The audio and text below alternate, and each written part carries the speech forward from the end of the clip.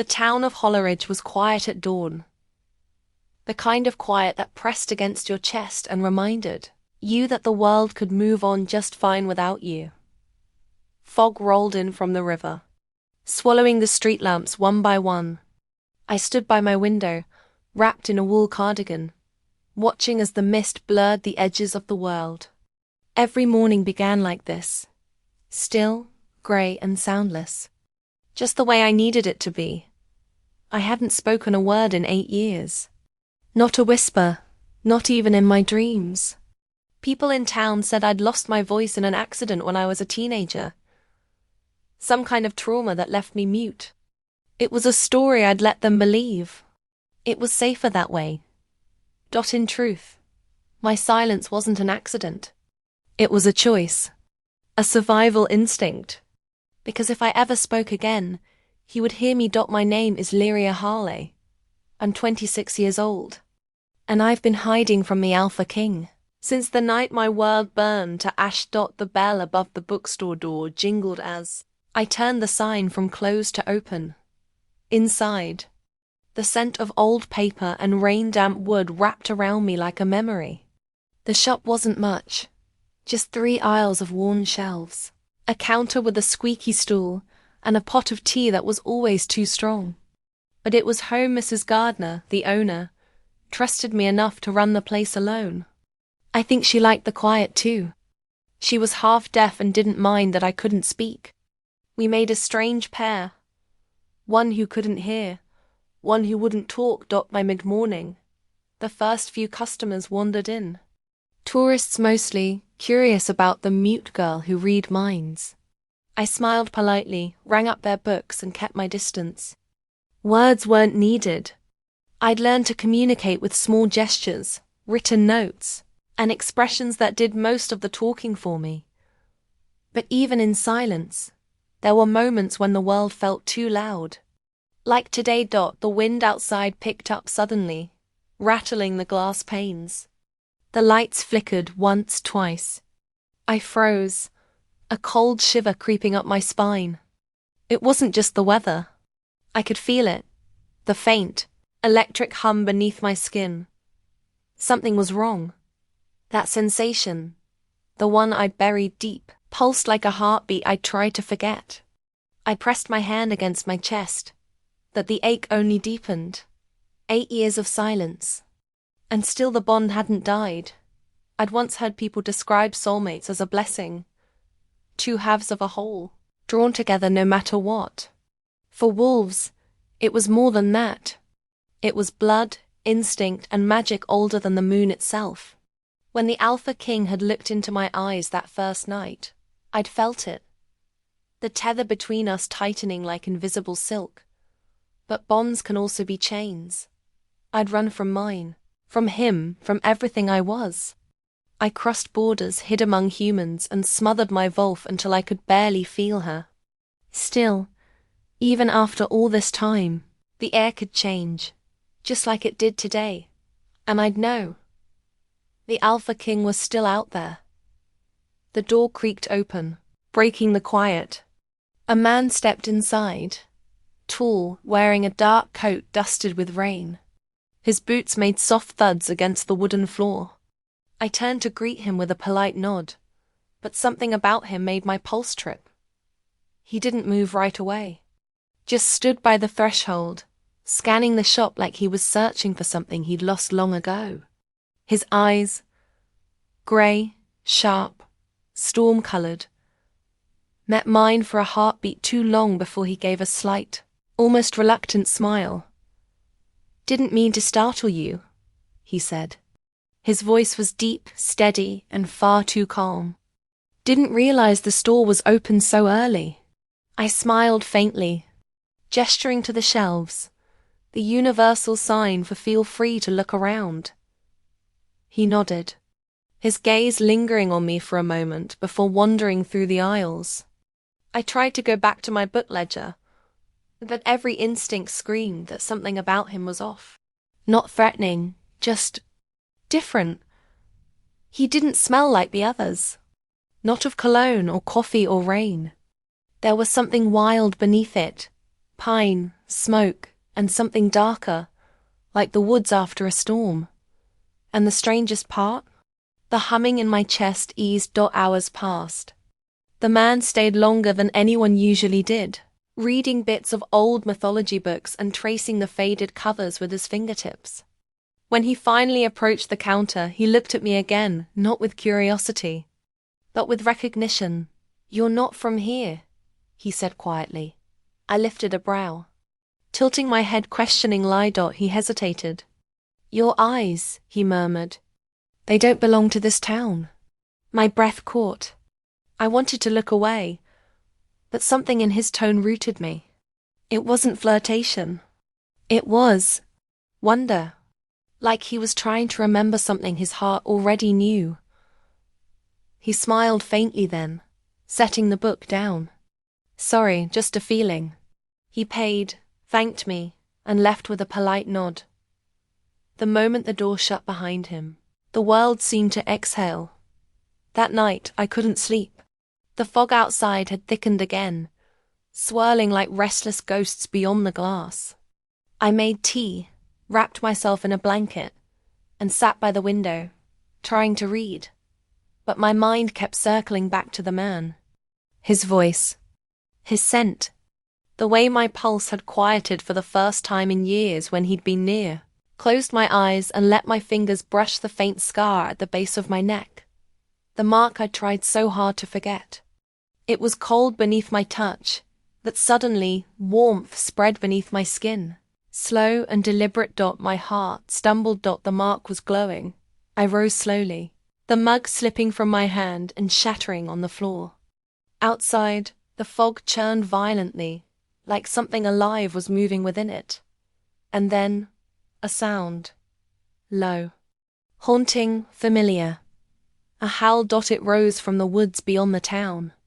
Deep and mournful, echoing through the night, like a call from another world. Every hair on my arms stood on end. I staggered backward, my throat tight, eyes wide. For 8 years, I hadn't heard that sound. Not once, but I knew it instantly. It wasn't just any wolf. It was him, Alpha King. And he had finally found me. The next morning came with heavy clouds that looked bruised and swollen, threatening rain. I hadn't slept. Every time I closed my eyes, I saw that fog, that shape, the echo of the howl that had torn through the night. It couldn't have been him. It shouldn't have been him. I'd hidden too carefully. Changed towns, names, everything.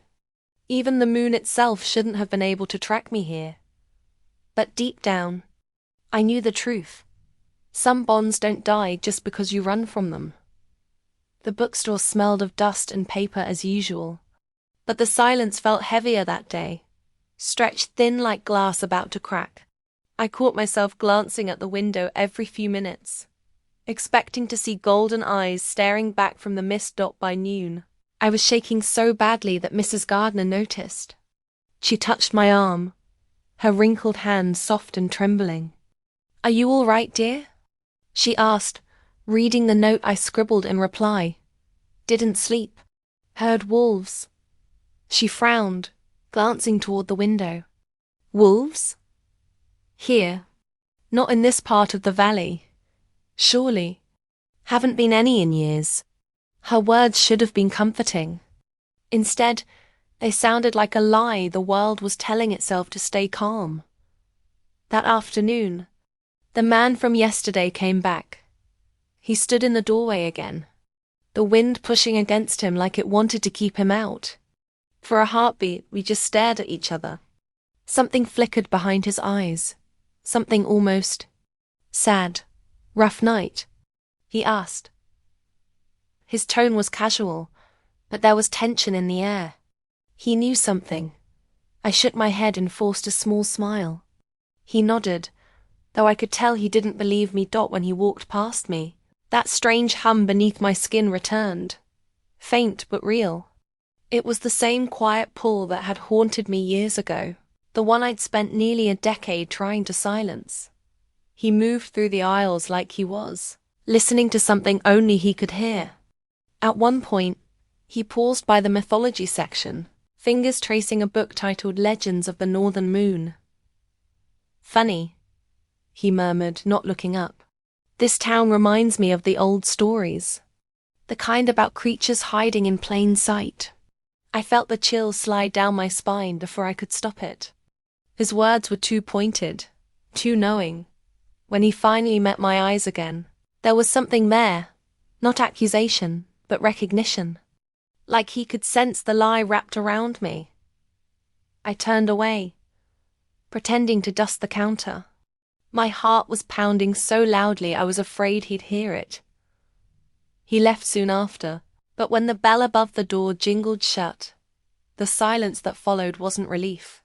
It was warning. That night, Holleridge felt different. The fog that usually clung to the riverbank had crept into the streets, swallowing sound and shape. Street lamps glowed weakly, halos of light dissolving into nothing. I should have gone straight home, but something kept me walking, an old instinct I thought I'd buried. The air carried a scent, pine, smoke, and something ancient that made my wolf stir restlessly beneath my skin. I stopped at the edge of the forest road, staring into the trees. The branches swayed, though there was no wind. The shadows between them seemed to breathe. Then, faintly, a whisper. It wasn't the wind. It wasn't human either. It was soft, familiar, almost tender. Lyria. I froze. No one had said my name aloud in years. The sound brushed against me like a caress, fading before I could be sure it was real. I turned and hurried back toward town, every instinct screaming that I wasn't alone. When I reached my apartment, the lights were flickering again. The air inside felt wrong, too cold, too still. I locked the door, double-checked the windows, and tried to convince myself it was paranoia. But then I saw it, a smear of mud by the windowsill, shaped like the edge of a boot. Someone had been here. I grabbed the small notebook I used to communicate and wrote fast. "Did someone come by earlier?" Showing it to Mrs. Gardner the next morning. She frowned, shaking her head. "Not that I saw." "Why, did something happen?" I hesitated, then wrote, "Tracks by my window." Her face went pale. "Maybe kids playing a prank." But the look in her eyes said she didn't believe it either. That day, every little thing felt louder. A creak from the shelves. The bell above the door jingling when no one entered.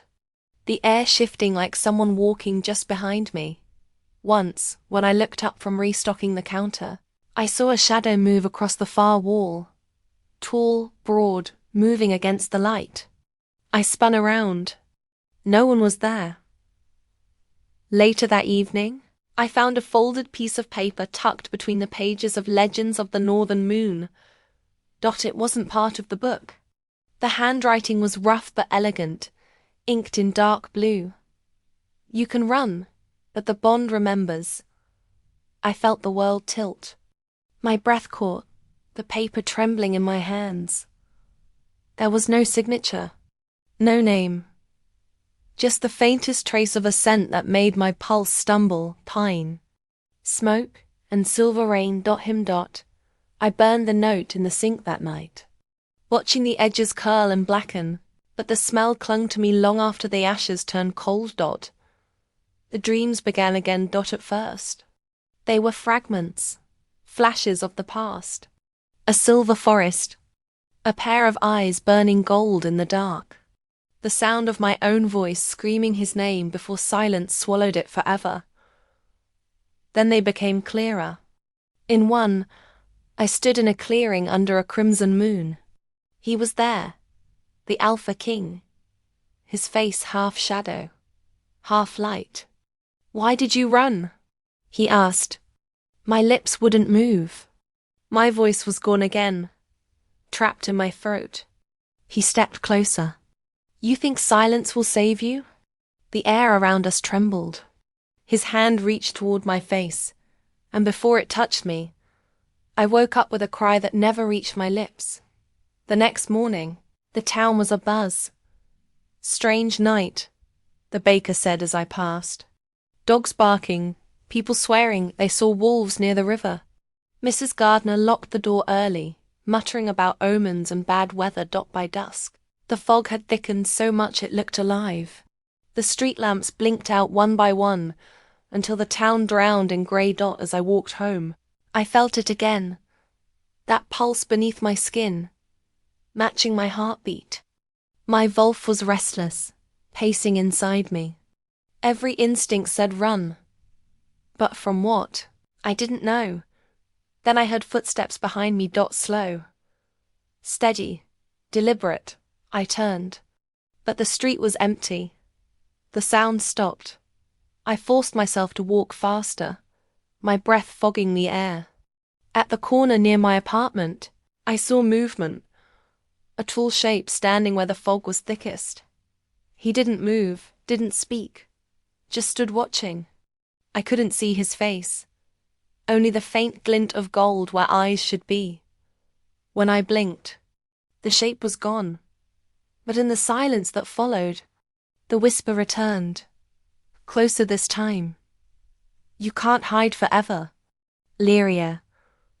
The next few days passed in a haze of sleepless nights and whispered fears. I stopped going out after sunset. Even in daylight, I felt the forest watching me, as if the trees themselves remembered my name. The world doesn't stop turning just because you're afraid. So on the 5th morning, I forced myself to unlock the bookstore door and pretend everything was normal. I stacked new arrivals on the front table, made tea, and focused on the little things. The smell of old pages, the scrape of chairs, the soft tap of rain against the glass. Normal, safe, predictable. Then the bell above the door chimed and normal disappeared. He stepped inside, the man from before, the one whose presence had haunted me since. The fog rolled in. This time he didn't browse. He just stood there, framed by the open door, rain pooling at his boots. His coat was dark and heavy, but his eyes, those sharp, storm-grey eyes, burned with something that didn't belong to this world. When he looked at me, it wasn't curiosity anymore. It was recognition. Morning, he said, his voice low and steady. I was hoping you'd be here. I tried to smile politely, though my pulse was hammering. I gestured toward the shelf, the silent offer of help. He shook his head slowly. No, I didn't come for books this time. Something in his tone made my breath catch. He walked closer, each step deliberate, measured. I wanted to move, but my feet felt rooted. The closer he got, the thicker the air became, humming faintly with invisible energy. Do you remember me? He asked. I blinked, startled. It was such a strange question, spoken with such quiet certainty, like he already knew the answer. I shook my head. Too quickly, maybe. He smiled a little at that, but it wasn't amusement. It was sadness. I didn't think you would, he said softly. 8 years is a long time. The words sank into me like stones dropped in deep water. My stomach tightened. He shouldn't know that number. No one did.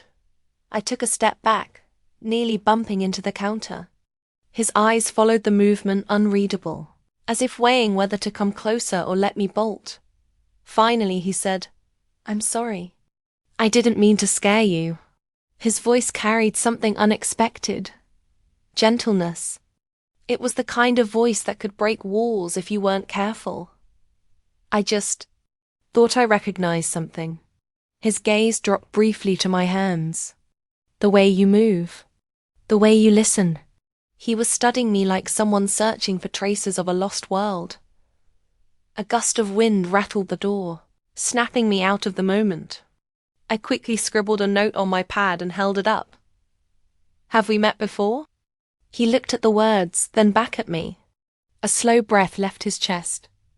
Yes, he said, though you might not remember it. He hesitated, his voice dropping to almost a whisper. Back when the world was different. Before you disappeared. The air around me felt like it fractured. My throat tightened. I tore off the note, crumpled it, and tried to write something else, but my hand was shaking too much. Your silence, he said quietly. It's not just a habit, is it? I froze. He tilted his head, his expression unreadable. It's protection. My pulse spiked. I wanted to ask how he knew that. How he could possibly feel the truth I'd buried for so long. But my voice remained locked behind fear. For a long moment, we just stared at each other, and then, almost imperceptibly, something shifted.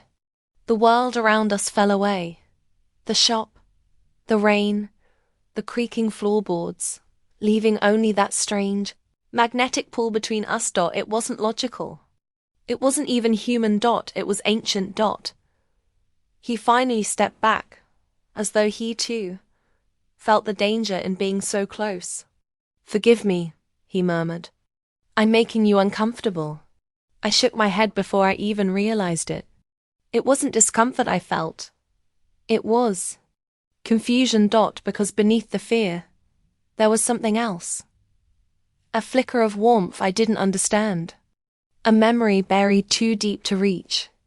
He gave a small, knowing smile as if he'd heard my thoughts. I'll go, he said softly. But if you ever want to talk, really talk, I'll be around. He turned to leave, his hand brushing the doorframe. For the briefest moment, I caught the scent again. Pine and rain and something wild. The bell jingled as he stepped out into the storm. And just like that, he was gone. But the air he left behind hummed like the echo of a promise. That night, I dreamed again. I was standing in the forest. The moon a burning silver eye above the trees. The ground glowed faintly where my bare feet touched it. Someone was there, standing just beyond the shadows. The shape was the same as the man from the bookstore. His eyes burned gold this time, not grey. He stepped toward me. I wanted to run, but my body refused. When he spoke, the voice wasn't in my ears. It was inside me. You can hide your words, Lyria, but not your soul. I gasped awake, clutching the sheets. My mark, the bond I had hidden for 8 years, was burning faintly beneath my skin. The dream shouldn't have felt real, but the pain was. The next morning, he came again. No coat this time. Just a black shirt rolled to the elbows, revealing a scar that ran across his forearm like lightning frozen in flesh. He smiled faintly. I didn't mean to intrude. I just wanted to make sure you were all right. I blinked, startled. How did he know I wasn't? He must have seen the question in my eyes. You look tired, he said gently. And haunted. For a moment, something like guilt flickered across his face. He turned toward the window, where the fog pressed against the glass like a living thing. This place feels wrong lately, he said. The air, the quiet, like it's waiting for something to happen. He glanced at me then, his voice softer. Or someone. Our eyes met, and for a second, I felt my walls slip, the silent barriers I'd built brick by brick over the years. His gaze wasn't forceful, but it pulled. There was a weight to it, something that spoke of storms and lost oaths and promises made under the moon. I wanted to look away. I couldn't. The teapot whistled sharply, breaking the spell. I turned, fumbling to pour it, desperate for distraction.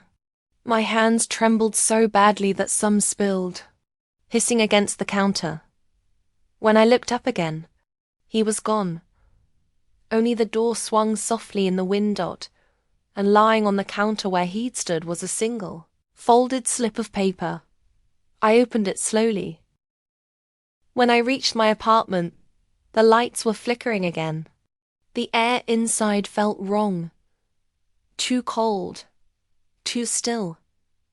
I locked the door, double-checked the windows, and tried to convince myself it was paranoia. But then I saw it. A smear of mud by the windowsill, shaped like the edge of a boot. Someone had been here. I grabbed the small notebook I used to communicate and wrote fast. Did someone come by earlier? Showing it to Mrs. Gardner the next morning. She frowned, shaking her head. Not that I saw. Why did something happen? I hesitated, then wrote, tracks by my window. Her face went pale. Maybe kids playing a prank. But the look in her eyes said she didn't believe it either. That day, every little thing felt louder. A creak from the shelves. The bell above the door jingling when no one entered. The air shifting like someone walking just behind me. Once, when I looked up from restocking the counter, I saw a shadow move across the far wall, tall, broad, moving against the light. I spun around. No one was there. Later that evening, I found a folded piece of paper tucked between the pages of Legends of the Northern Moon. It wasn't part of the book. The handwriting was rough but elegant, inked in dark blue. You can run, but the bond remembers. I felt the world tilt. My breath caught, the paper trembling in my hands. There was no signature, no name. Just the faintest trace of a scent that made my pulse stumble. Pine, smoke, and silver rain. Him. I burned the note in the sink that night, watching the edges curl and blacken, but the smell clung to me long after the ashes turned cold. The dreams began again. At first. They were fragments, flashes of the past. A silver forest. A pair of eyes burning gold in the dark. The sound of my own voice screaming his name before silence swallowed it forever. Then they became clearer. In one, I stood in a clearing under a crimson moon. He was there, the Alpha King. His face half shadow, half light. Why did you run? He asked. My lips wouldn't move. My voice was gone again, trapped in my throat. He stepped closer. You think silence will save you? The air around us trembled. His hand reached toward my face, and before it touched me, I woke up with a cry that never reached my lips. The next morning, the town was abuzz. Strange night, the baker said as I passed. Dogs barking, people swearing they saw wolves near the river. Mrs. Gardner locked the door early, muttering about omens and bad weather. By dusk, the fog had thickened so much it looked alive. The street lamps blinked out one by one until the town drowned in grey. As I walked home, I felt it again, that pulse beneath my skin, matching my heartbeat. My wolf was restless, pacing inside me. Every instinct said run, but from what? I didn't know. Then I heard footsteps behind me. Slow, steady, deliberate. I turned, but the street was empty. The sound stopped. I forced myself to walk faster, my breath fogging the air.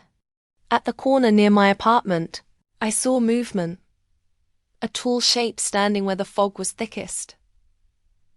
He didn't move, didn't speak, just stood watching. I couldn't see his face, only the faint glint of gold where eyes should be. When I blinked, the shape was gone. But in the silence that followed, the whisper returned, closer this time. You can't hide forever. Lyria. The next few days passed in a haze of sleepless nights and whispered fears. I stopped going out after sunset. Even in daylight, I felt the forest watching me, as if the trees themselves remembered my name. But the world doesn't stop turning just because you're afraid. So on the 5th morning, I forced myself to unlock the bookstore door and pretend everything was normal. I stacked new arrivals on the front table, made tea, and focused on the little things. The smell of old pages, the scrape of chairs, the soft tap of rain against the glass. Normal, safe, predictable. Then The bell above the door chimed and normal disappeared. He stepped inside. The man from before. The one whose presence had haunted me since. The fog rolled in. This time he didn't browse. He just stood there, framed by the open door, rain pooling at his boots. His coat was dark and heavy, but his eyes, those sharp, storm grey eyes, burned with something that didn't belong to this world. When he looked at me, it wasn't curiosity anymore. It was recognition. "Morning," he said, his voice low and steady. "I was hoping you'd be here." I tried to smile politely, though my pulse was hammering. I gestured toward the shelf, the silent offer of help. He shook his head slowly. "No, I didn't come for books this time." Something in his tone made my breath catch.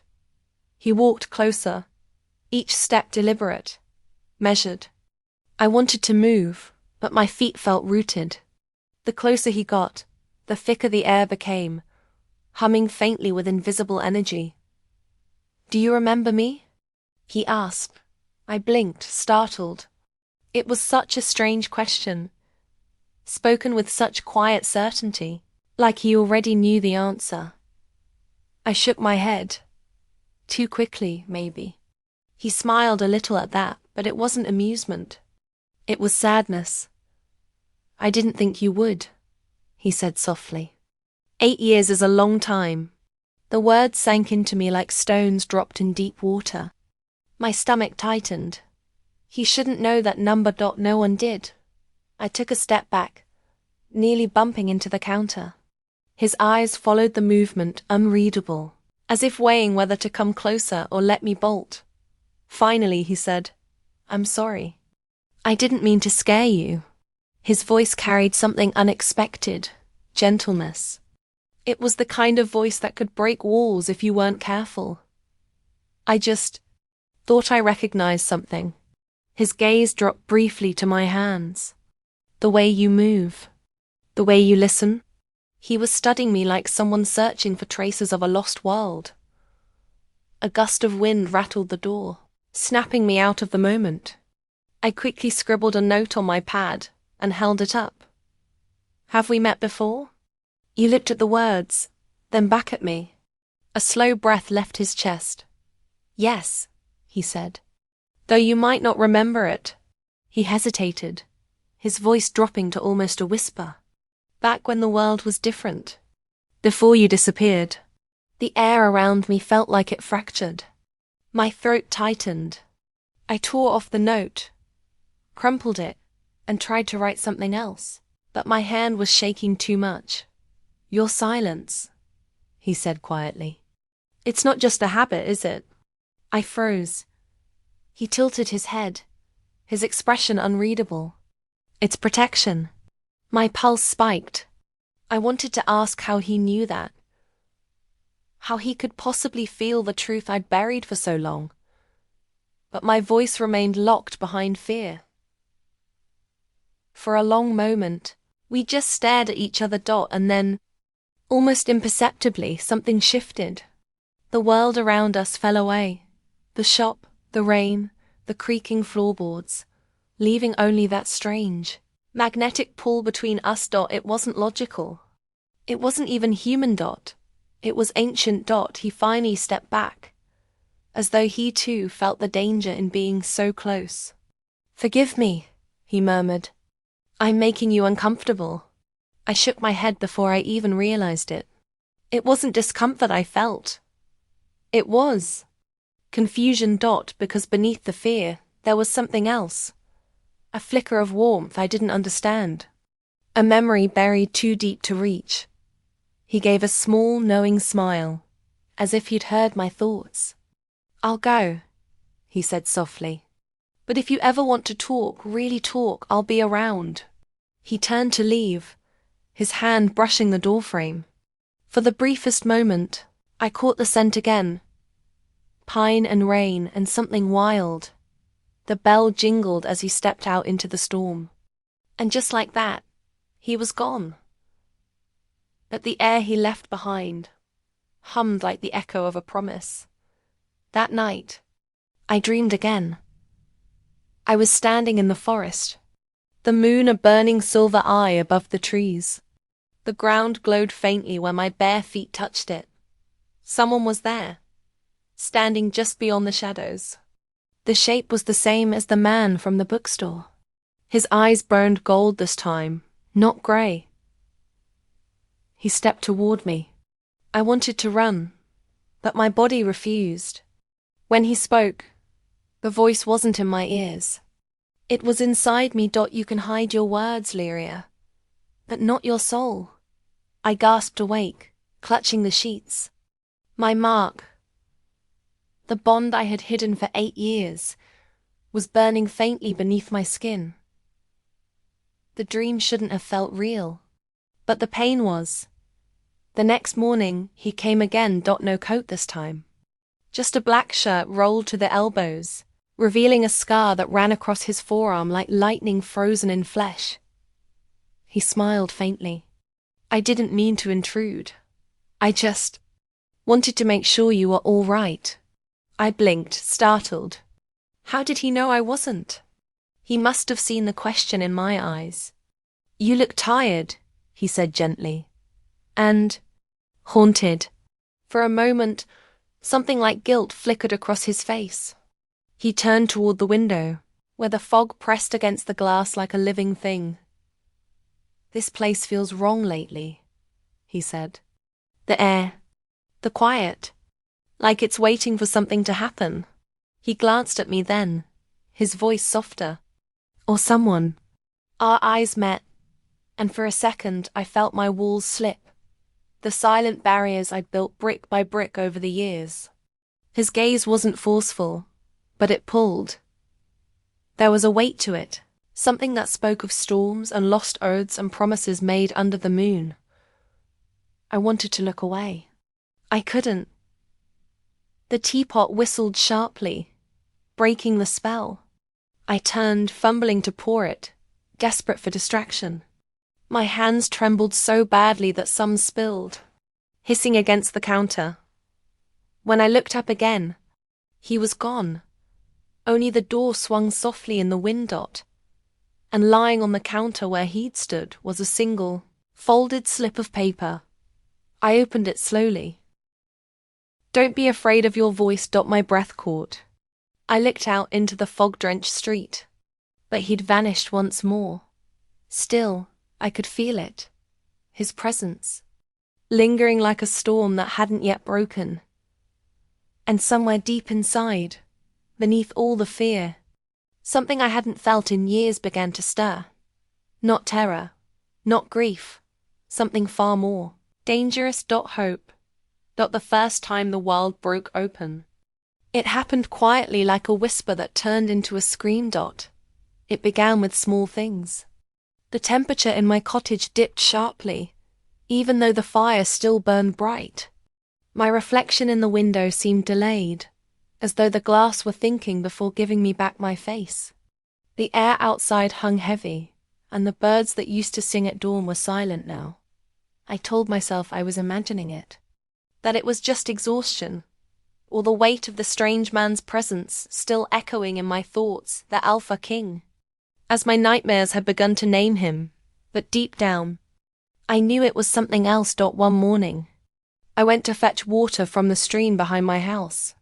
The mist clung to the trees like a living thing, curling around my boots as I walked. The forest had always been my refuge, but that morning, it felt like something ancient was watching. The stream was still, its surface so clear it looked like glass. When I leaned down to fill my pail, I saw my reflection, and behind me, another shape. Broad shoulders. A tall, dark figure with eyes that shimmered like gold. I spun around. No one was there. The forest stood perfectly still, the mist unbroken, yet the scent of pine and smoke clung to the air, warm and familiar in a way that made my chest ache. "Who are you?"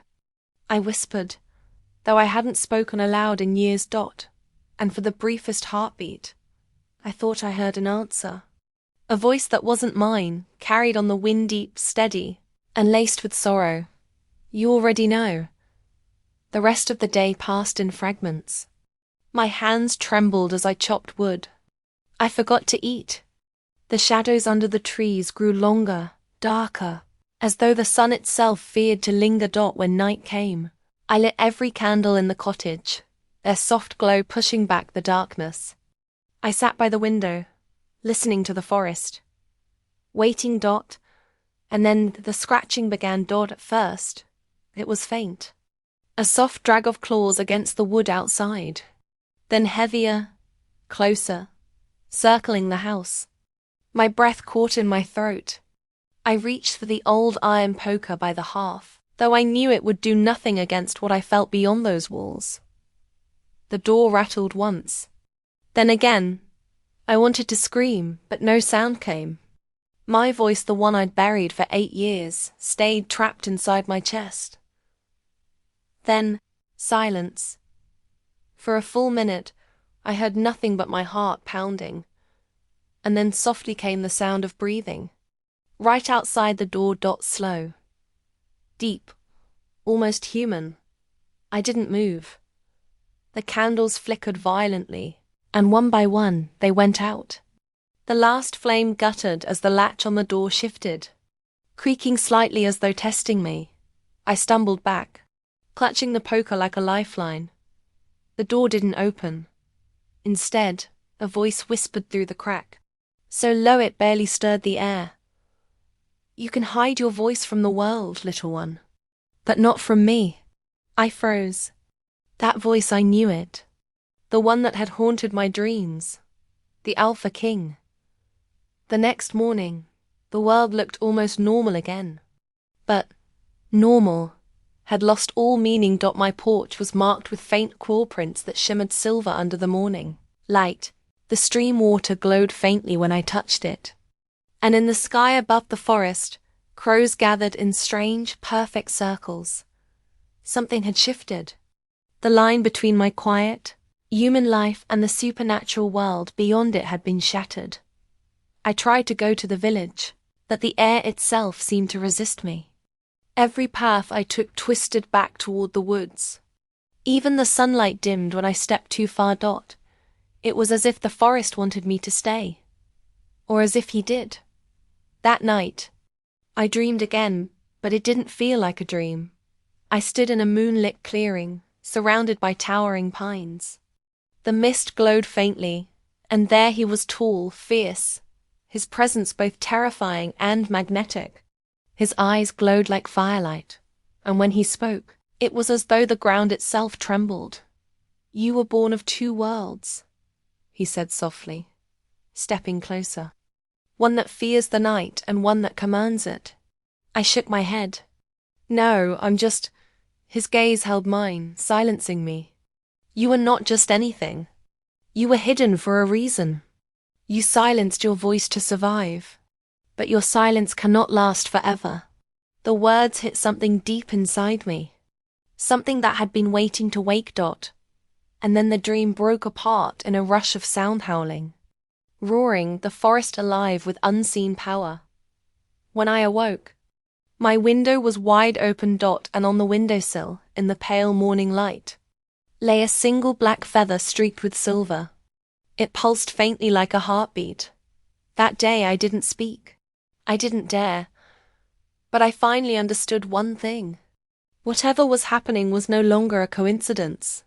The Alpha, King whatever he was, had crossed the veil between worlds. And he was looking for me. Not just for my face. Not for my silence, but for the voice I had buried. The one meant only for him. For 3 nights, I told myself I imagined it all: the voice, the feather, the warmth that lingered in the air as if someone had just left. But the forest no longer allowed denial. Every gust of wind whispered my name. Every shadow knew my heartbeat. On the 4th night, I stopped fighting it. I lit one candle, then another, until my cottage glowed in amber light. The flames swayed as if greeting an unseen guest. I stood by the window, staring into the darkness. I know you're there, I whispered. The sound of my own voice startled me. It was hoarse, fragile, a ghost resurrected. For a long moment, nothing moved. Then, the mist at the edge of the woods thickened, curling and parting like a veil. From it stepped the figure I had seen in my dreams, broad-shouldered, tall, and cloaked in shadows that didn't quite obey the night. The Alpha King. His eyes caught the candlelight golden, fierce, and yet unbearably human. He didn't come closer, not yet. He stood beneath the low branches, his breath visible in the cold air. I wondered how long you'd keep silent, he said, his voice deep enough to vibrate in my chest. Even the stars have heard you by now. I wanted to speak, but words tangled on my tongue. The world around him shimmered faintly, as though the forest bent toward his presence. You shouldn't be here, I finally managed. I've been here all along, he said quietly. You just refused to look. His tone wasn't cruel. It was almost mournful. He took one step forward, and though I should have been afraid, I wasn't. My heart raced, but it wasn't from fear. It was something older, something I didn't have a name for. The silence between us stretched, fragile and charged. Why me? I asked. Why find me after all these years? He tilted his head slightly, his eyes softening. Because your silence called louder than any voice. You think hiding protects you, but it only echoes through the bond that ties us. Bond. The word hit something deep inside me, though I didn't understand why. I'm not one of you, I said firmly. I don't belong in your world. He smiled faintly. You say that, yet your soul already stands halfway in mine.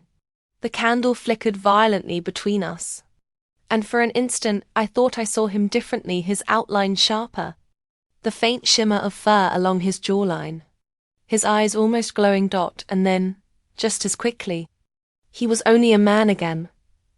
I should have run. I should have shut the window and barred the door. But I did single quotes T dot instead. I found myself asking softly, What are you? He hesitated, the night holding its breath with me. I'm what your ancestors once feared, and what they secretly loved. Then you're He shook his head. Names are dangerous things. But yes, a part of me belongs to the wild, to the howl that never fades. My pulse thudded painfully in my ears. You're the Alpha King. He didn't confirm or deny it. His expression was unreadable, but his voice softened as he said, And you are the voice I've searched for through countless winters. He came closer, stopping only when the light of the candle brushed his face. Up close, he didn't look monstrous. He looked real, a man carrying centuries in his eyes. You were hidden, he murmured. 8 years ago, the elders cast a spell to silence what could not be controlled. You've lived in the quiet, thinking it was safety. But the truth, little one, is that your silence was the chain that bound me too. I shook my head, trembling. I don't understand. You will, he said, when you remember what was taken from you. He reached out, slow and deliberate, and though his fingers didn't touch me, I could feel the pull like warmth radiating through the air between us. My heart betrayed me, leaning toward that invisible tether. For the first time in years, I wanted to speak not out of fear or confusion, but because I needed him to hear me. But before I could, something shifted outside. The forest went silent. Every candle in the cottage flickered, then steadied. The Alpha King's head snapped toward the window, his golden eyes narrowing. What is it? I whispered. He didn't answer immediately. When he turned back to me, his jaw was tight. They've found you. Who? He exhaled slowly, the glow in his eyes dimming. The ones who made you mute. My blood ran cold. Outside, the mist thickened, swirling faster. Shadows moved between the trees too tall, too fluid to be human. The air trembled with a low hum, like the forest itself was warning me to stay inside. The alpha's voice dropped to a low growl, though it was still calm. They shouldn't be able to cross this land. Unless...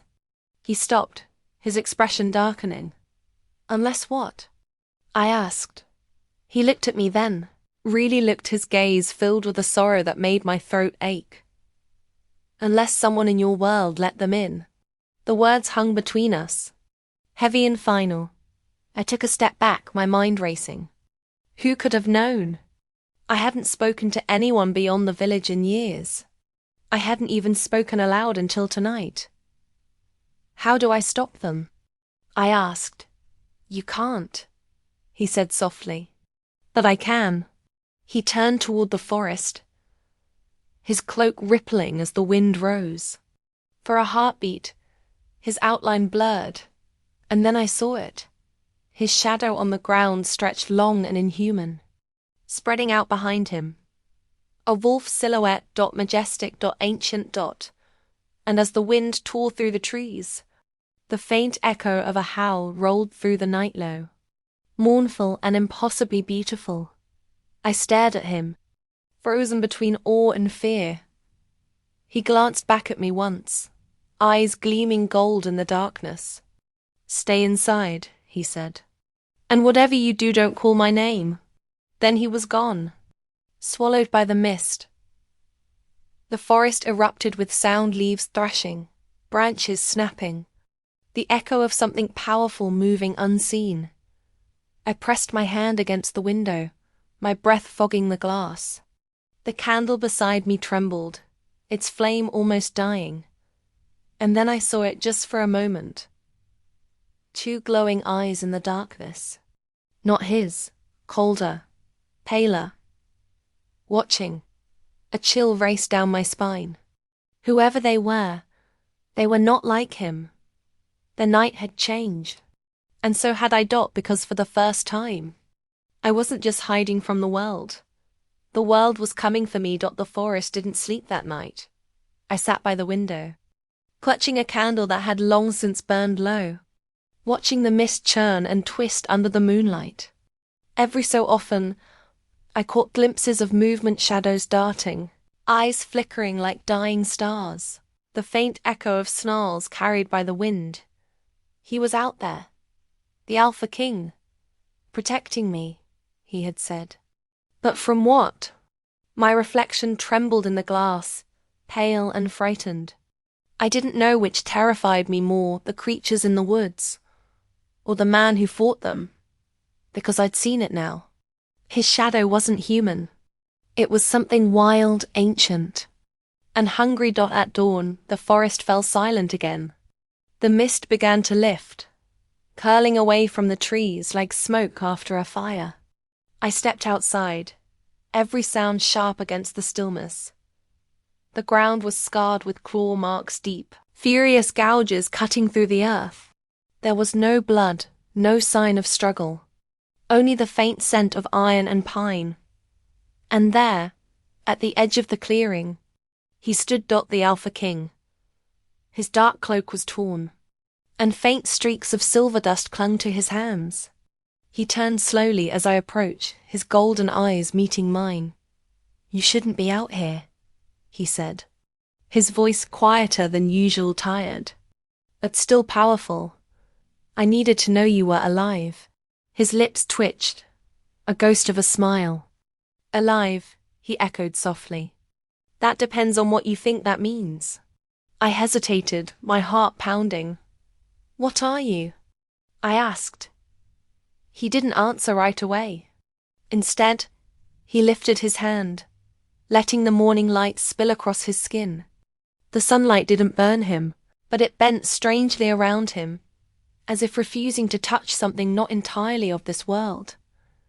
I was born between the two moons, he said finally. Not quite beast, not quite man. The blood of the wolf runs in me, but something older binds it.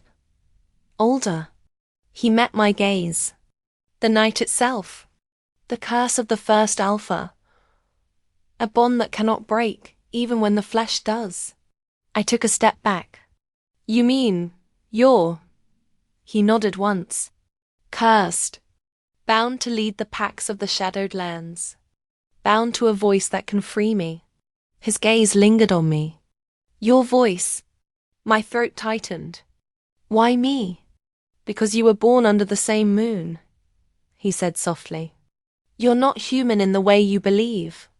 Your silence was the spell that hid what you are. But now that you've spoken again, they can find you. I stumbled back, shaking my head. No, that's not possible. I'm... normal. His tone was gentle, not mocking. You felt it, haven't you? The way the forest listens when you breathe. The way the air trembles when you dream. Memories flickered flashes of moments I had ignored. The way candles bent toward me. The strange way the wind seemed to echo my heartbeat. The whisper in the stream that had once called my name. He was right. I had always known I wasn't ordinary. I had just buried it deep enough to forget. But now, his words made something stir in me. A flicker of warmth and fear tangled together. You said they silenced me, I whispered. Who are they? His eyes darkened. The ones who fear the bond between our worlds. They call themselves keepers. They believe the wolf and the voice must never unite again. The last time it happened, kingdoms fell. Then why bring it back? I asked. Because I cannot fight them without you, he said simply. And you cannot survive without me. The honesty in his tone shook me. But even as my heart softened, my mind screamed warnings. He was power, danger, and darkness all bound together. And yet, when he looked at me, I didn't see a monster. I saw a man carrying the weight of eternity. His strength tempered by something painfully human - loneliness. For the next few days. He stayed near the edge of the forest, never stepping beyond the invisible line that separated his realm from mine. Sometimes I caught glimpses of him through the trees watching quietly, almost protectively. He didn't speak unless I did. And though I had barely begun using my voice again, I found myself wanting to. We spoke in fragments, our words hesitant, almost fragile. What is it like? I asked one evening, standing by the stream. To be a creature of both worlds. He considered that for a long time. Like being a bridge no one dares cross, he said finally. You carry everyone's weight, but you never belong to either side. His answer lingered in my mind long after he faded into the mist again. The bond between us grew in silence, not in words or touch, but in the way he looked at me, as if hearing thoughts I didn't dare voice. I began to dream again, clearer, deeper. In those dreams, I saw him standing beneath twin moons, a crown of shadows on his brow, his eyes filled with sorrow. I saw myself beside him, reaching out, and every time I tried to touch him, he vanished into smoke. The morning after one such dream, I woke with the faint echo of a howl outside my window, and then I saw him again. He wasn't in human form. The sun had barely risen when I stepped outside, drawn by the sound of rustling leaves.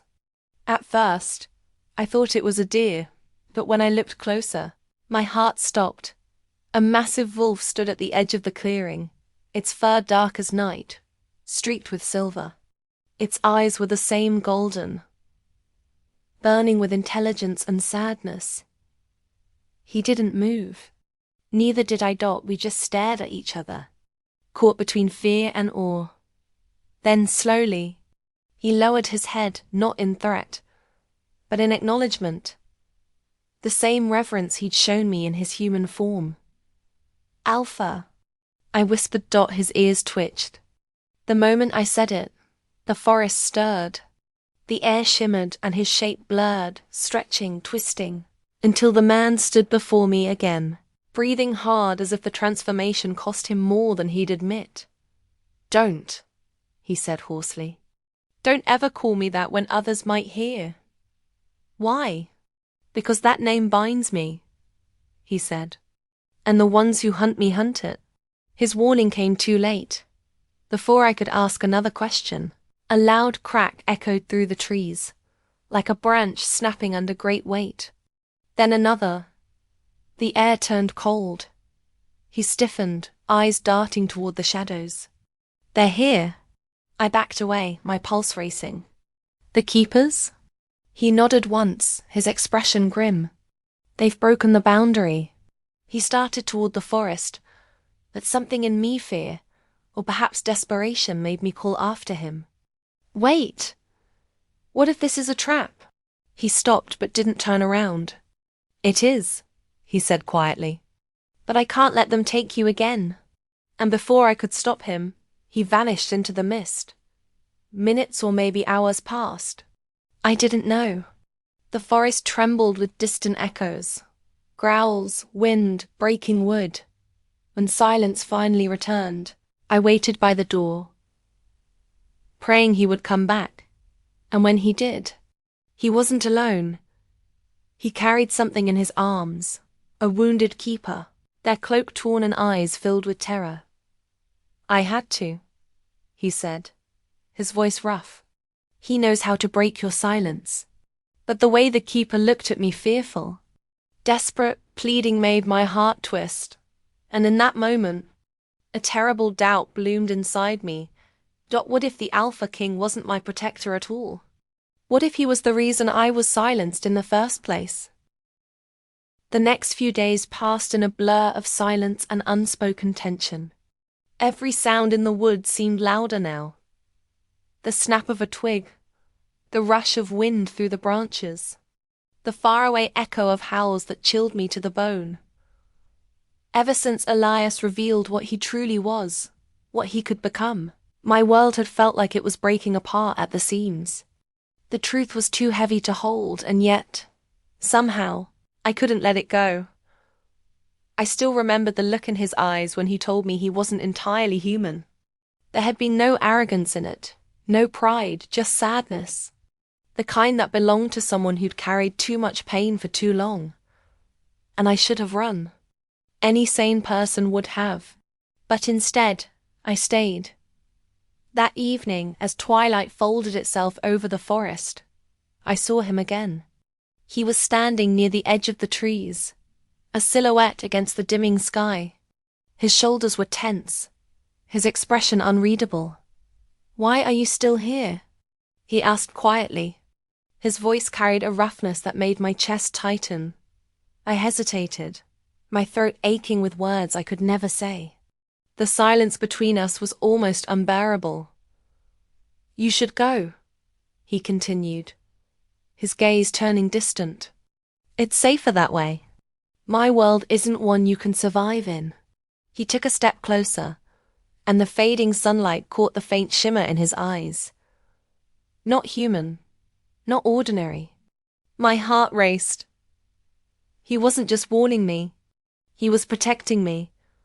But something deep inside whispered that leaving wasn't an option anymore, because fate had already chosen a path, and I was standing right in the middle of it. That night, I dreamed again. Only this time, it wasn't just a dream. I was standing in a clearing under a blood-red moon, surrounded by shadows that moved like smoke. A deep growl echoed from somewhere unseen, low and thunderous, shaking the ground beneath me. Then I saw him, Elias, his body cloaked in light and darkness all at once. His face caught between man and something wild, something ancient. When he looked at me, I woke with a scream lodged in my throat. Outside my window, the forest was alive. Wind tore through the trees and the faint sound of claws scraped against stone. I sat frozen, the blanket pulled tight around me. Was it a dream? Or a warning? The next morning, the town buzzed with unease. People whispered about livestock missing from nearby farms. Others swore they'd seen eyes glowing in the dark, too high off the ground to belong to any animal they knew. And through it all, I felt Elias's absence like a missing heartbeat. I tried to distract myself, sweeping the porch, fixing broken shutters, that the air itself felt wrong, charged with something unseen. Then, just before sunset, I saw a familiar figure emerge from the woods. Elias. But he wasn't alone. 2 men followed him, tall, broad, their faces cold and cruel. Their presence sent a chill down my spine. They didn't belong here. One of them glanced my way, his eyes sharp and silver, like the edge of a blade. A knowing smirk tugged at his mouth. Something told me they weren't human either.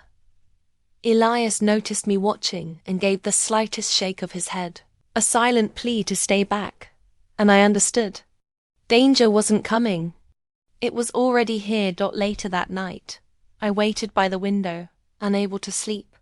The wind was restless again, carrying faint echoes of movement from deep within the forest.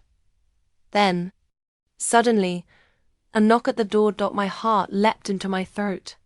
When I opened it, Elias stood there, his shirt torn, his face streaked with dirt and blood, though I knew it wasn't his. "They found me," he said, breathless. "And now they'll come for you." Before I could react, he reached for my hand, the first time he'd ever touched me since the night we met. His skin burned warm against mine, and for a moment, time stopped. Something ancient stirred deep within my chest, a pulse that didn't belong to me. Elias froze, his eyes widening. "You feel that?" he whispered. I nodded, trembling. It wasn't fear anymore. It was something far more dangerous, connection. "It's the bond," he said quietly.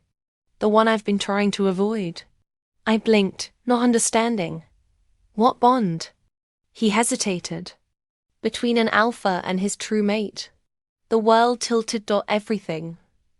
The whispers, the dreams, the way I'd felt drawn to him without reason.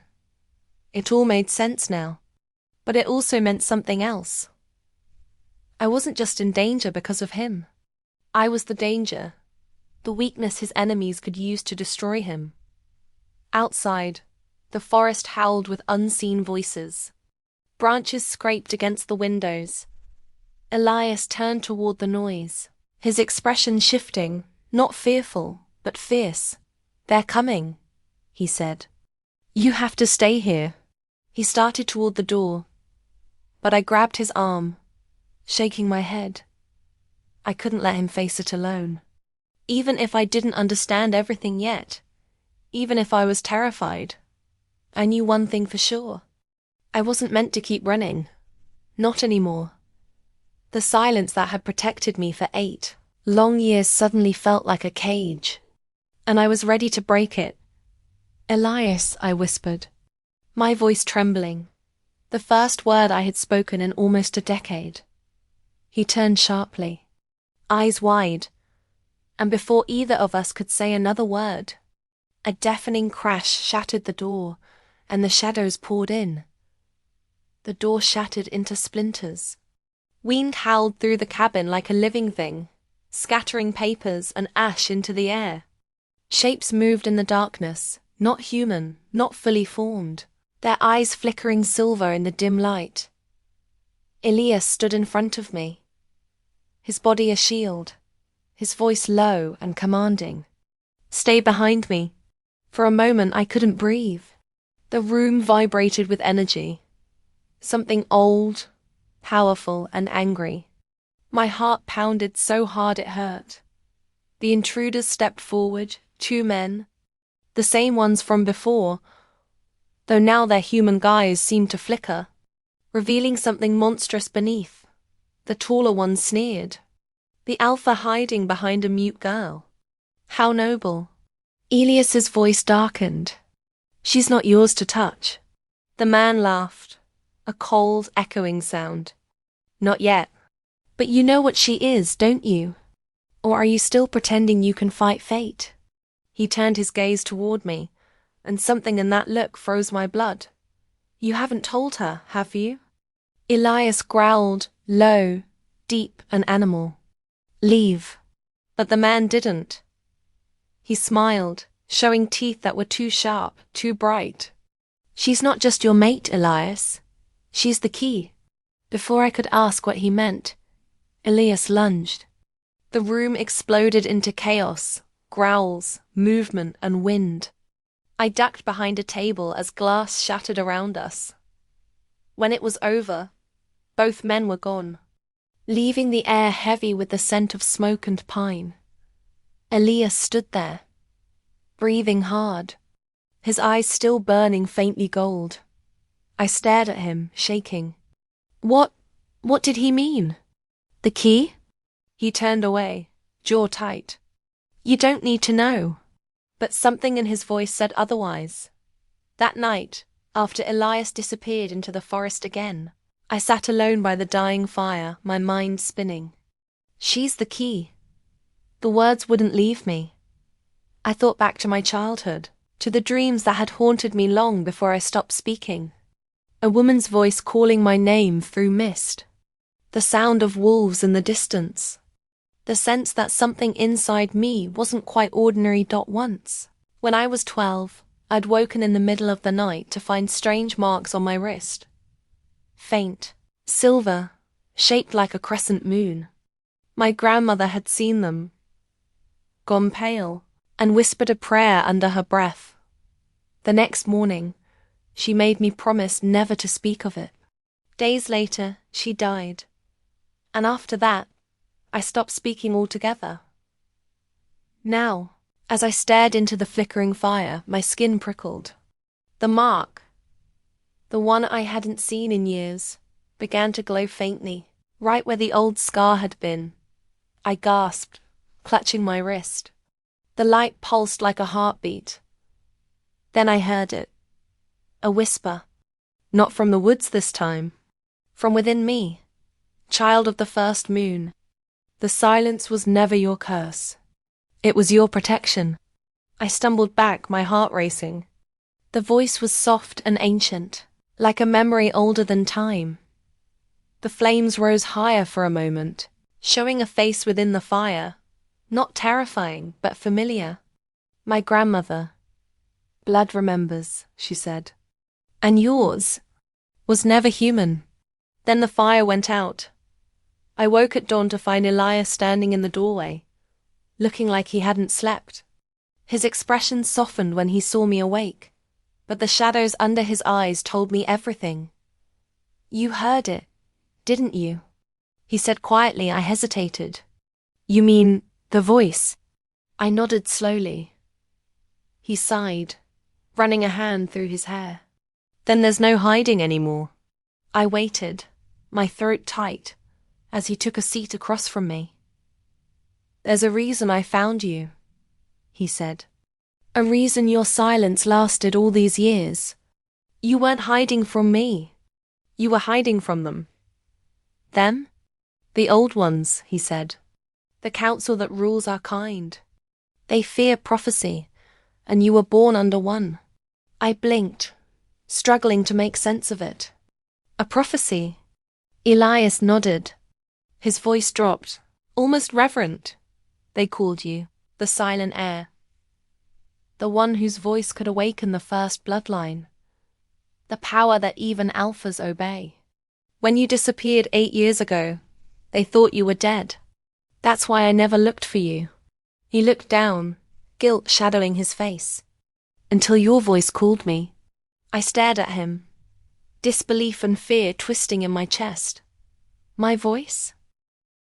"That night in the woods," he said. "When I heard you, not with my ears, but in my mind, it was a sound only meant for me. The bond recognized it before I did." I pressed a trembling hand to my lips. "But I didn't say anything." He met my gaze. "You didn't have to." Outside, the morning light turned golden, but it felt cold. "So I'm part of this prophecy?" I asked. "Part of you?" Elias nodded. "More than part of me. You're the one fate bound me to long before we met. But the bond doesn't just tie us. It marks you. They'll come for you now, not because of what you've done, but because of what you are." I felt my knees weaken. All those years of silence, the isolation, the fear, it hadn't been for nothing. It had been protection. But from what? I looked down at my wrist, where the mark still glowed faintly. My grandmother knew, didn't she? She did, Elias said softly. She was part of the old line, the keepers of the moon's voice. You inherited it. I shook my head slowly, tears burning in my eyes. No, I'm just human. I'm not. But before I could finish, the air shifted. A low hum filled the room, and the fire, dead for hours, flared back to life. Flames formed shapes, swirling into patterns that resembled runes. One symbol burned brighter than the rest, a crescent surrounded by chains. Elias stiffened. No, he whispered. That's not possible. What is it? I asked, terrified. He turned to me, his expression torn between awe and dread. It's the mark of the cursed line. The prophecy wasn't just about awakening power. It was about sealing it. The silent heir wasn't meant to lead the alphas. His voice trembled. She was meant to end them. I felt the world tilt again, as if gravity itself had shifted. My voice, my blood, wasn't a gift. It was a weapon, and I had been carrying it my whole life without knowing. Outside, thunder rolled in the distance, though the sky was clear. The forest seemed to hold its breath. Elias took a step toward me, eyes filled with something like fear. They'll come for you now, not to kill you, to control you. You have to trust me. But for the first time, I wasn't sure if I could, because a small, terrible thought whispered at the edge of my mind. What if they weren't the only ones I needed protection from? The silence between us was heavier than thunder. Elias stood at the edge of the room, his eyes shadowed by fear he couldn't hide. I could still see the faint glow of the room that had appeared in the fire. The crescent surrounded by chains. The mark of the cursed line. Everything I thought I knew about myself had cracked open like glass. I wasn't just someone who had hidden from fate. I was fate's secret, locked away in silence. I wanted to speak, to demand answers, but every word felt trapped in my chest. Elias finally broke the stillness. They'll sense it now, he said softly. Your power's waking, and when the council finds out, they'll stop at nothing. My pulse quickened. Stop me from what? He hesitated, the muscles in his jaw tightening.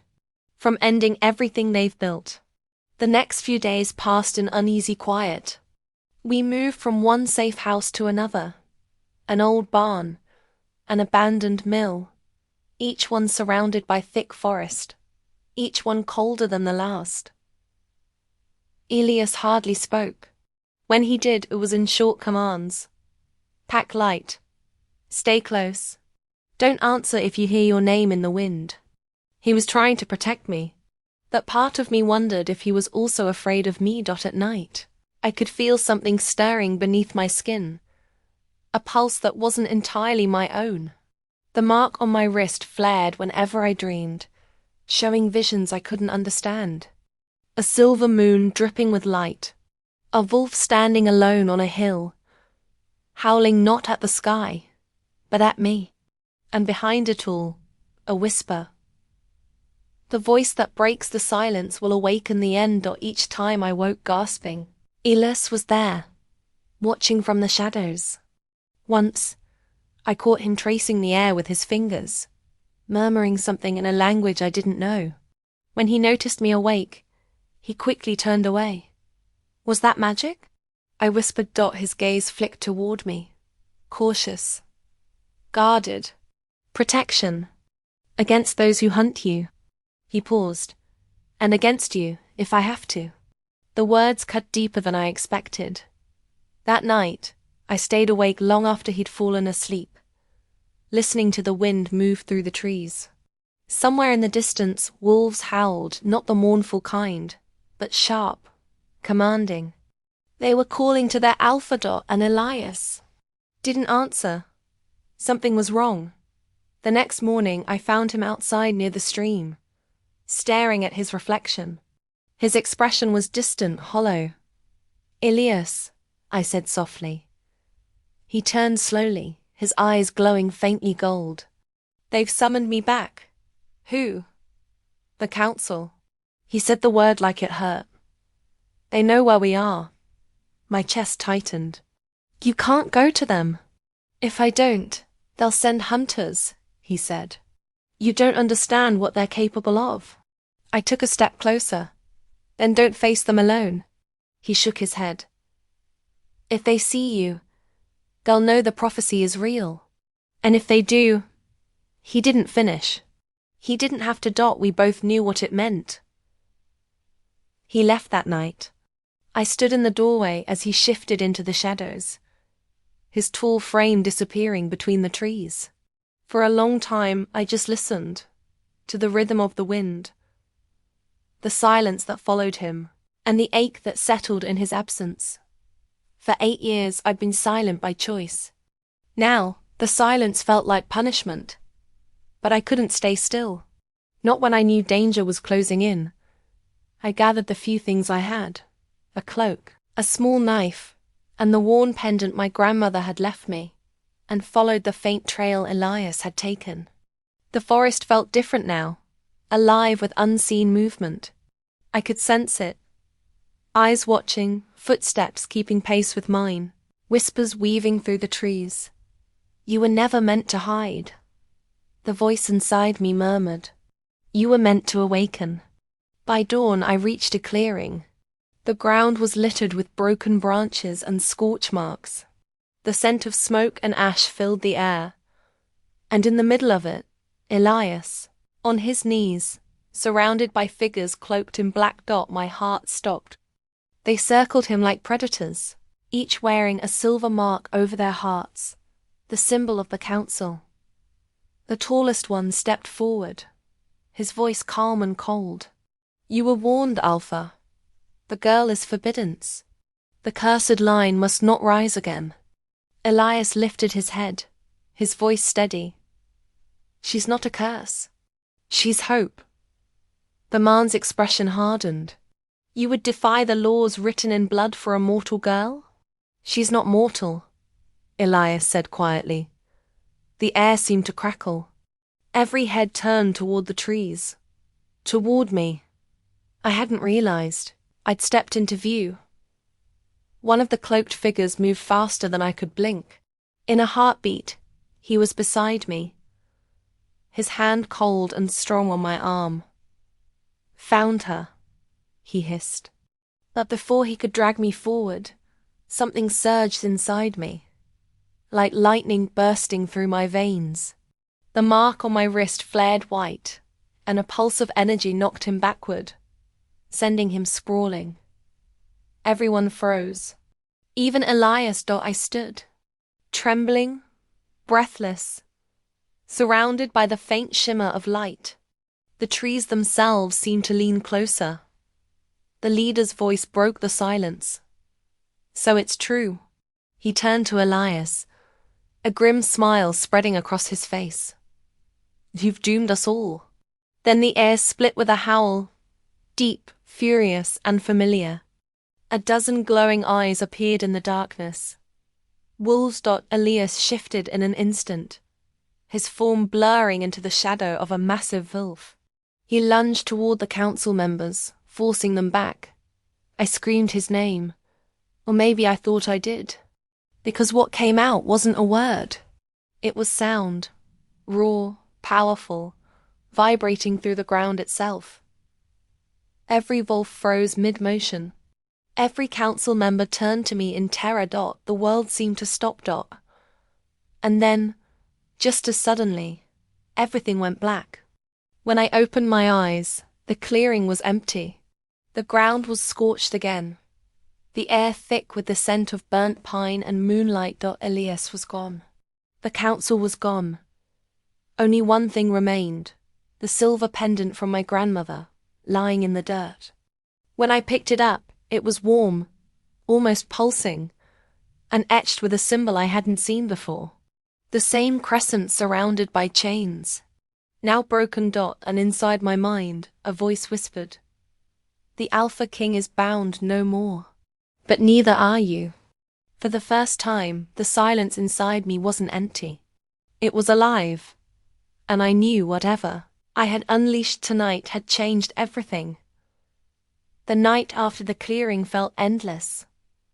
Every time I closed my eyes, I saw Flash's silver eyes, Wolves frozen mid-leap, the council's cloaks whipping in the wind. And Elias, his shape caught between man and beast, his roar echoing until it became my heartbeat. When I finally woke, dawn was breaking through a cracked window. I wasn't in the forest anymore. I was lying on a stone floor, wrapped in a thin blanket. The air smelled of old iron and earth. I sat up slowly, my head pounding. This wasn't the cabin. It wasn't anywhere I recognized. Then a voice came from the shadows. "You shouldn't have screamed." I turned sharply. And there he was, Elias. His shirt was torn, his knuckles bloodied, but his eyes, they weren't gold this time. They were darker, colder. He stepped into the light, every movement controlled. "Do you know what you've done?" I opened my mouth, but words tangled in my throat. I don't understand. What happened? He stared at me for a long moment before answering. "You unleashed the prophecy. The bond. Everything the council feared." I shook my head. "I didn't mean to. You called on the moon voice," he interrupted, his tone sharper than before. "That sound you made, it wasn't human. It wasn't even alpha. It commanded them. Do you realize what that means?" My heart raced. "That I'm dangerous?" He looked away. "That you're no longer just you." I stood, trembling. "Where are we?" "An old stronghold," he said. "Deep underground. No one can track you here." "You mean no one can track us?" I said quietly. He didn't answer. Something about the way he held himself, too tense, too still, made me uneasy. The man who once protected me now seemed like a stranger wearing his face. "Elias," I whispered. "What aren't you telling me?" His jaw tightened. "They offered me a deal." I froze. "What deal?" He hesitated. And in that pause, I felt my stomach twist. "They'll spare you," he said finally. "If I bring them the moon voice." I stared at him, disbelief crashing through me. "You mean me?" His silence was answer enough. The room tilted. I backed away, pressing a hand to the cold wall. "You said you'd protect me. You said you believed in me." "I did," he said. "I do." "Then why? Because they'll kill you." His voice cracked, raw and desperate. "If they find you before I do, they'll bind your power, tear it from you piece by piece. I'm trying to save you. By giving me to them?" His face fell. "By controlling how it happens. By making sure you live." The air felt thinner. The walls closer. "You sound just like them," I whispered. He flinched as if I'd struck him. "I'm not them," he said softly. "You know that." But I didn't know anything anymore. For a long time, neither of us spoke. The silence stretched between us like a wound that wouldn't close. Finally, I asked the question that had haunted me since the first time I met him. "Why me? Why does this bond even exist?" He ran a hand through his hair, pacing. "Because long before we were born, the moon made a promise that when the first alpha fell, another would rise, bound to the voice that could awaken or destroy us. You were that voice." I swallowed hard. "And you're the alpha who's supposed to fall." He met my gaze, and the truth in his eyes broke something inside me. Yes. Lightning flared somewhere far above, the sound of thunder rumbling through the stone walls. The world outside was moving toward war, and we were the spark that would start it. Elias turned away. If you stay here, they'll find you through the bond. If you go, they'll hunt you. Either way, you're not safe. What about you? I asked. He smiled faintly, but it didn't reach his eyes. I stopped being safe the moment I heard your voice. Something about that sentence felt final. He stepped closer. Close enough that I could see the faint scar along his jaw, the exhaustion in his expression. For a second, he looked almost human again. Do you trust me? He asked. I wanted to say yes. I wanted to believe the man who had protected me, who had stood against his own kind for me. But now, trust felt like walking a tightrope over darkness.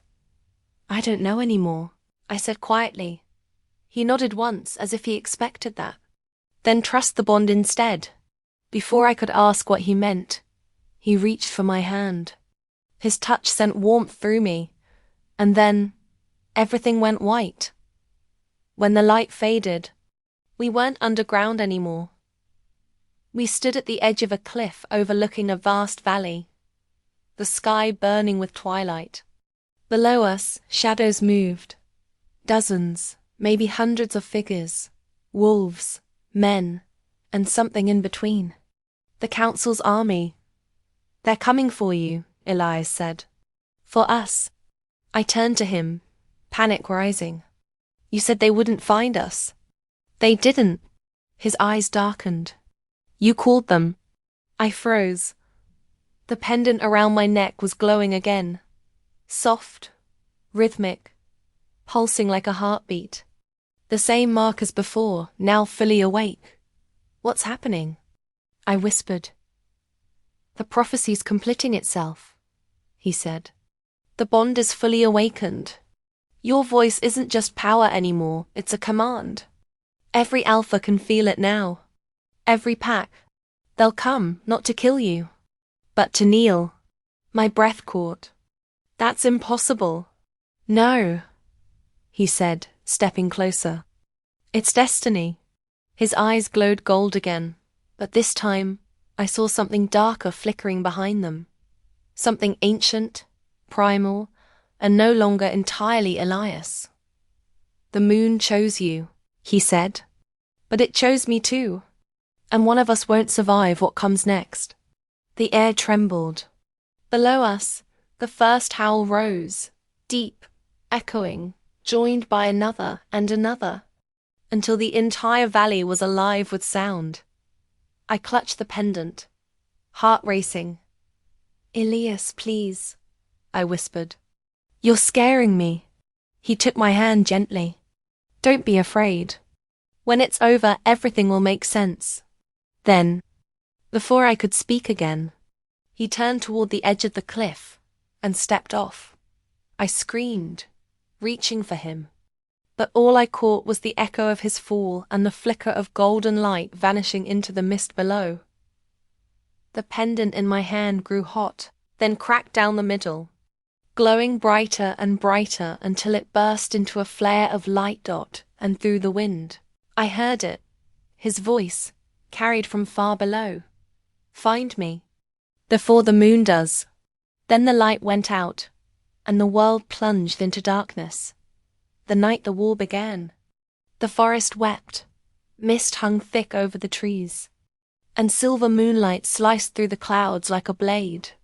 I stood at the edge of the clearing, my pulse a storm inside me. The air itself trembled, charged with ancient magic and the scent of iron. Shadows moved in every direction. Growls echoed through the trees, low and guttural, vibrating in my chest like a warning drum dot. And then I saw him. Kale. He stood before his pack, the moon's light painting his skin with fire and frost. His eyes, wild amber burning with sorrow, found me even in the chaos. For one suspended second, the world forgot to breathe. My heart leapt, remembering every touch that never was, every word we'd left unspoken. But now, he wasn't just the man I'd come to love. He was the Alpha King, and I was the girl born to silence him. Leora. His voice cut through the night. Stay back. I shook my head. I can't. This is my fight too. He took a step forward, but a ripple of energy stopped him. A barrier of silver light rising between us. It burned cold against my skin. I could feel the old spell awakening, the one that had bound my voice all those years. The prophecy's chain was breaking. For 8 years I had been mute to protect the truth, but now the truth wanted out. Behind Kale, his enemies advanced. The Shadowburn, wolves twisted by old magic and rage. Among them stood the Witch of Thorns, her eyes like twin stars of decay. She was the one who had cursed my family and silenced my voice. You can't win, she sneered, her voice slicing through the night. She is bound by your fate, Alpha. When she speaks, you fall. Kale's growl was thunder. Then I'll fall with her. Something broke inside me, a dam holding back years of fear, guilt, and longing. The moon pulsed overhead, as if calling me by name. I felt it then, the power my mother had died protecting, the ancient song written in my blood. I took a step toward the witch. My silence was no longer a shield. It was a storm waiting to break. You think you silenced me, I whispered, and this time, the words came. The sound wasn't just a voice. It was music and lightning, and the echo of every heartbeat in the forest. Kale's eyes widened, not in fear, but in awe. The trees bent toward me. The shadows recoiled. The witch screamed. Stop her! The Shadowburn charged. Kale shifted mid-run, his body flowing into the massive silver wolf I had seen in dreams. His roar split the sky. He leapt between me and the darkness, fangs flashing, claws tearing through mist and shadow. But this battle wasn't his to win. It was mine. Closed my eyes and let the voice of the moon rise inside me. It wasn't words. It was truth. Every sound carried memory. My mother's lullabies, the forest's whispers, the Alpha's promise beneath the stars. The light from my throat burst into the air, weaving through the night like a river of silver. The Shadowburn faltered, crying out as their forms dissolved into dust. The witch staggered, her power unraveling like thread. You were never meant to speak, she hissed. Maybe not, I said softly. But destiny listens anyway. With one final cry, I released the note that had lived inside me for 8 long years. It shook the mountains. The witch's scream was swallowed by wind and moonlight. When the light dimmed, only silence remained. A peaceful, holy silence. Kale fell to his knees beside me, half shifted, his eyes wet and burning. Leora, your voice. I smiled weakly. It was never gone, just waiting for the right ears. He reached for me, his hand trembling. You could have died. I almost did, I said, the moment I started believing my silence was weakness. He laughed, a sound broken but real. The storm around us began to fade. The night grew still again, the forest breathing slow and deep. The wolves circled their king, their eyes full of reverence and fear. But then I saw it. A dark mark spreading along Kale's arm, the curse of the witch burning into his veins. My breath caught. Kale, He silenced me with a look, gentle and pained. It's the price of the bond. The curse was tied to my soul. You broke it, but part of it found me. No, I whispered. There must be another way. He smiled, faintly. There's always a way. You're living proof. The moonlight shimmered over us, soft and endless. I could feel his energy fading, his body growing colder. Kale, please, don't cry. Leora, he murmured, brushing a tear from my cheek. You gave me your voice, and with it you gave me peace.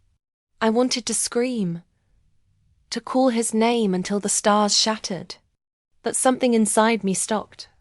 The prophecy had always been about more than silence. It was about balance, about one voice awakening what was lost. He leaned close, his breath faint but warm. Promise me, you'll lead them now.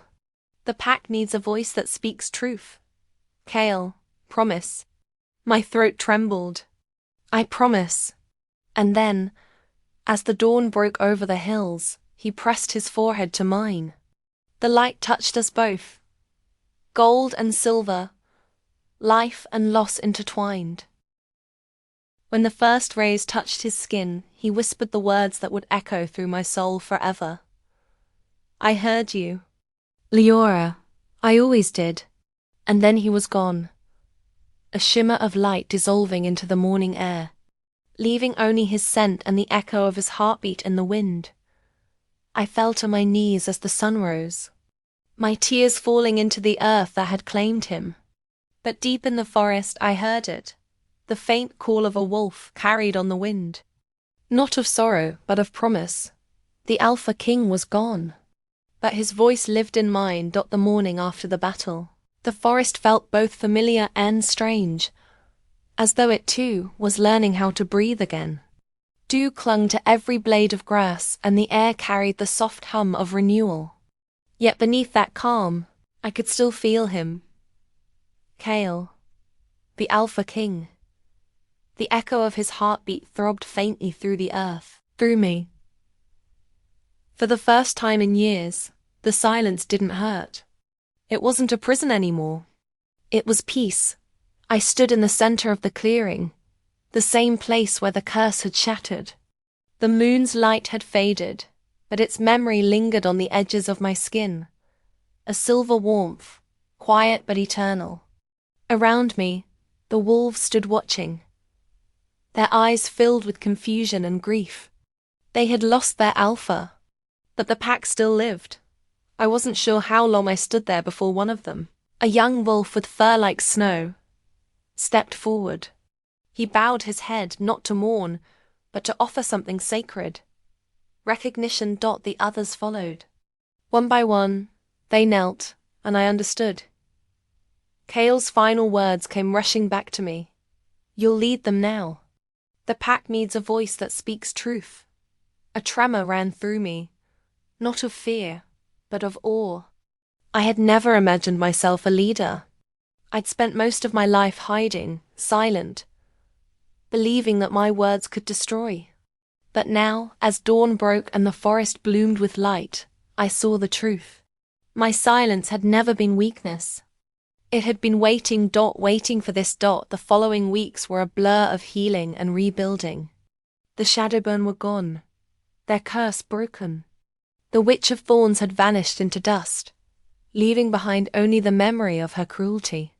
But her darkness had taught me something vital, that even the most ancient curses could be undone by choice and love.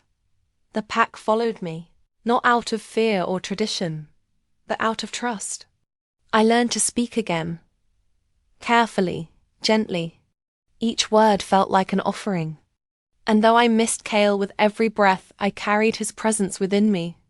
He was the wind in the trees, the whisper in the fire, the warmth in the ground beneath my feet. Sometimes at night, I would sit beneath the same moon that had witnessed our war. I'd close my eyes and remember the way he looked at me, fierce and tender, like I was both his ruin and his redemption. And sometimes I'd speak to him. Are you listening, Kale? I'd ask softly. The pack's growing stronger. The young ones are learning to hunt. You'd be proud.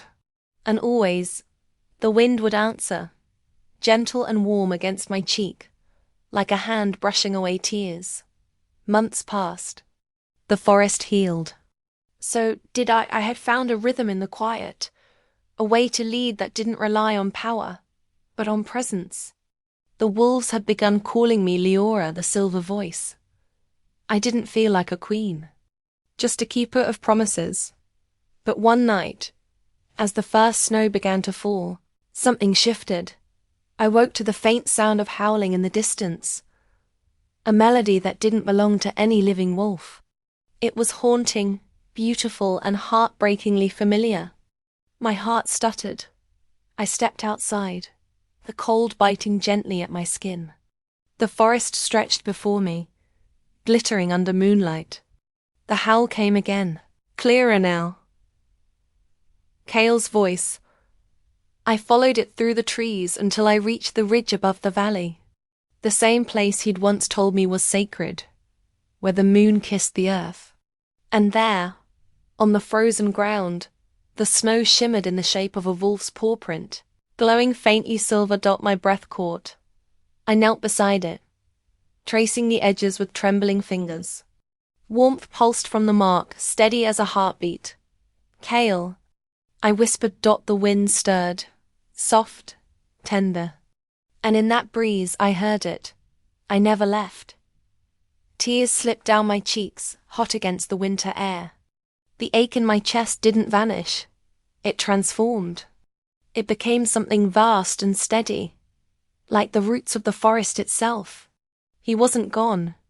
Not really. His spirit had merged with the land, watching over the pack, guiding me when the nights grew long.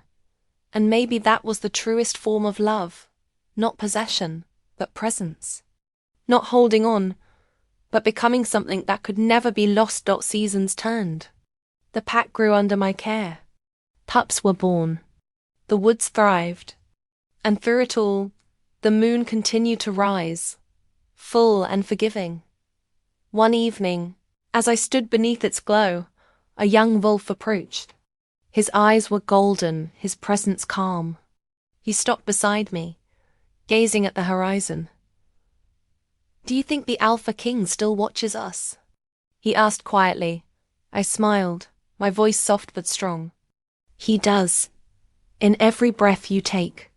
In every howl that reaches the sky." The wolf nodded, thoughtful, then lifted his head and howled. The others joined in, their voices weaving through the air like threads of light.